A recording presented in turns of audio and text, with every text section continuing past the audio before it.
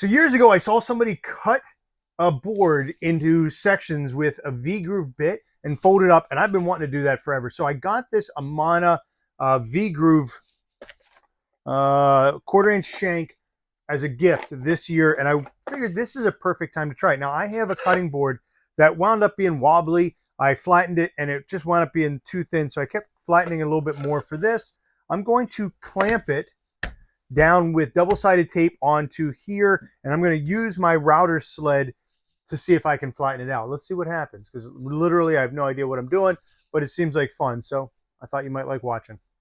All right, before I started, I obviously thought through a couple of things, and I think the best way for me to do it is to use my bench topper, because I can clamp that piece of MDF down and not have any clamps in the way.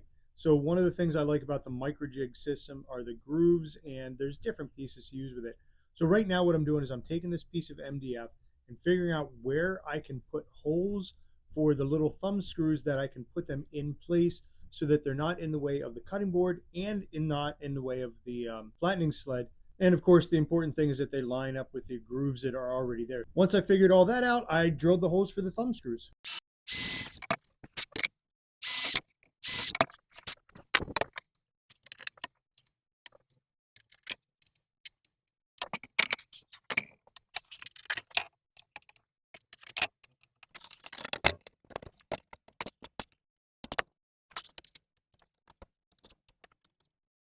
All right, now that you see how I attach the MDF to my bench topper, I'm going to attach the board, and I'm using double-sided tape. This is X-Fasten tape, and it worked really well, except for one change that I would definitely make, and you'll see that later. I used a piece of scrap wood just to make sure that it was exactly straight and lined up along the middle, because I wanted to make sure I didn't have any issues there. And I'm marking lines 2 5/8 from all edges, so I know exactly where I want to use that V-bit, where I want to cut, so it's the same on all sides. All right, now it's time to set up the V-bit. So this is the V-bit as we talked about before. I want you to see that it has a single blade. It's very sharp on the edge, and you can actually adjust it, flip it over, and reuse it. So it's a nice blade from Amana. It is a bit large for the opening of the base plate, so or the base actually. So you got to be careful putting it through there. And now I'm going to set up my flattening sled. And the key part here, what I want to be able to do is make sure I can slide easily and clean up. One of the things as I'm looking at this is realizing I need, one, to clamp it in place, and now two, I realized I don't have a starting point. I have to have a way to start the V-bit. I can't start it above and plunge it. So what I did is I marked where the V-bit is going to center on the risers, and I got a piece of scrap wood and I clamped this piece in place, and I used a Forstner bit to make a big circle, so I have a big opening, half opening anyway, on the sides of the risers, so that I don't have to worry about hitting that side or anything like that. Just an easy way to do it.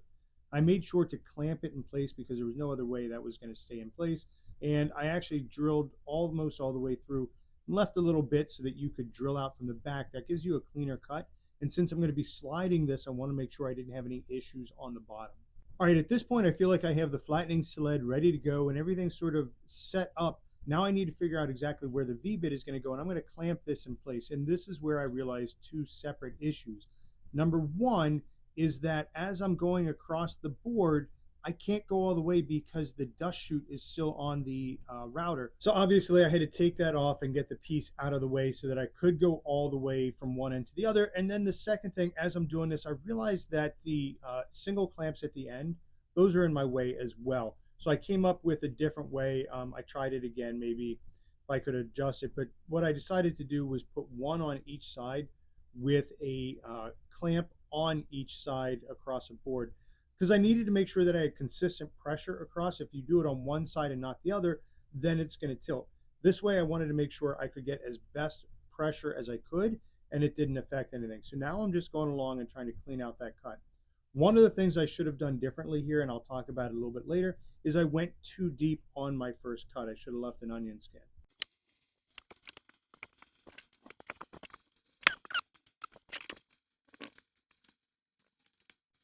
All right, so now you can see that updated sort of layout that I did with the clamps on each side, and this just allowed me to get the best pressure. I'm doing the opposite end, so I wanted to do the two setups this way first so that I could easily just repeat. And one of the problems obviously here is being able to change your depth. This probably would be easier with a plunge router than it is with one that I have to pull up and consistently change that depth. So now what I want to do is I want to go along the side, but I realized another issue because I put the holes on the risers that are going to slide along the edges. I now had a space where it could potentially twist. So I added a piece of MDF, basically just a scrap wood with double-sided tape to extend the base and give me the ability to slide easier again. All right, so now that I'm going to do along the sides, I'm setting up my line with the router bit, and I realized that the router itself could slide backwards and forwards, so I wanted to add a piece of blocking, basically just to stop it from moving forward or backward. And after I do this first cut, I realized I was off a little bit, so I adjusted those blocks because I couldn't move the sled, and I decided to clamp them in place simply because I just didn't trust the double-sided tape after I lifted it up once. This is another place that I'm going to talk about a potential issue is I'm going back and forward. So you're going to notice that I lost a piece. So the double-sided tape, this is what I was talking about earlier. I really should have had the double-sided tape along the middle going the length, and on the ends I should have had it going the width. That would have helped a little bit more, but I had to clean off all the dust, make sure there was nothing that was going to prevent it from sticking, and put it back in place. Now I'm going to the other side. And again, I'm going to run into a similar issue. I'm going along there. I decided not to pull back because I recognized that was one of the issues. So I'm just going along the line. And right about here, you notice that I lost a piece. It got stuck.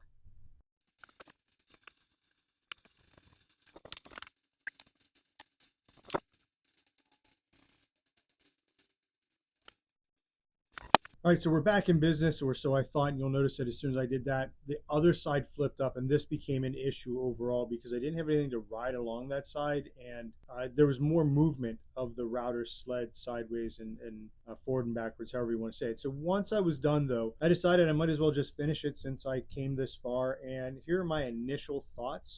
I think it's safe to say that did not go the way I had hoped. Double-sided tape was not quite strong enough for what I needed. It held some of the pieces. Probably not best to do it on MDF. The plan was that you could put it together like that afterward, but a couple of issues. Might still be able to salvage it. All right, let's play around for a minute. So I took the pieces to the table saw and I cut the miters a little cleaner on some of them. I didn't want to take off too much because I wanted to keep basically what I had tried to do here, but I just thought I would try it. So I cleaned up the miters on most of the pieces a little bit. And then I'm using my BoosDog Wood glue to glue everything together. You know, whenever you're doing the end grain, always double glue it to make sure that it seeps in enough. And then I'm going to clamp it up. I've got these Bessie strap clamps that work really well. So the big part here was making sure that the edges were all tight. And then I clamped also the bottom to the top to make sure that it clamped in place. All right, so I let it dry for a little bit. I just took the top clamps off. And I want to take off the strap clamp. I don't know that I let it dry long enough, but just want to see how we're doing. I want to clean up the glue that's squeezed out. Squeeze. So like I said, obviously this did not go as nicely as I had hoped. But I think not a terrible, I mean, it's not a complete loss, but it's also not a success. Glued up, it clamped up wrong here.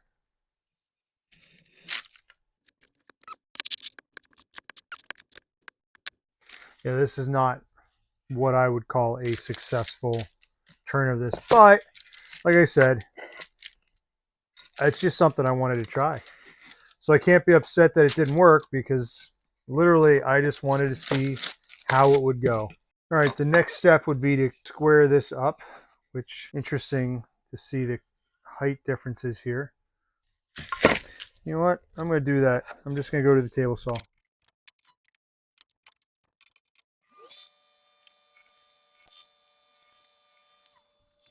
All right, so after cutting that off, I went and did a quick sanding on the outside of it, and I think I need to revise my statement. It is a failure. This is not a success. This is not something I would give to a client.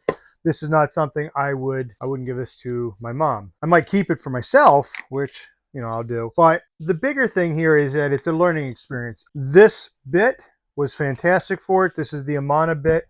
I would recommend it. It cut well. I don't know. I think it was a good thing to try. I had fun doing it, and that's really what it's about. Um, and I think that I don't know. I'll do something with it. I got a couple gaps right there. I'll just fill some. Look at that. Here's a little piece of cherry. That's a hole where cherry could go. Do to do.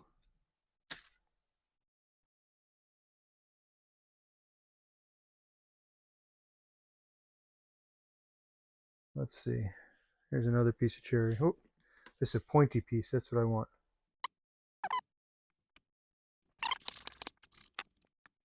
Not perfect, but it could be worse. All right, so it's now the next day. I took some time to think about this. It's not as big a failure as I thought. It didn't turn out terribly. I'm not happy with it, but I think there are three things that I would do differently. Number one, I definitely went too deep on my cuts. I should have left like an onion skin to cut, and that would have helped keep the whole thing secure. Number one. Number two, when I put down the tape, I should have put tape longwise here, and I would have put double-sided tape this way. And that's actually something I meant to do at the beginning, and I didn't. And I think I also took a couple of deep cuts that I shouldn't have taken as deep. Oh, and at one point I switched placement of how I was holding the jig. And so I need to make sure that I held that in the same place. I think those things, if I could fix those things, this wouldn't be a failure. I don't know if I'll do it again. This was just me wanting to try it, and I enjoyed it. I'm going to put some finish on this and just let it shine and have some fun with it. But I thought this was an interesting project to try out, and I hope you enjoyed my failures and lessons. Have a great day.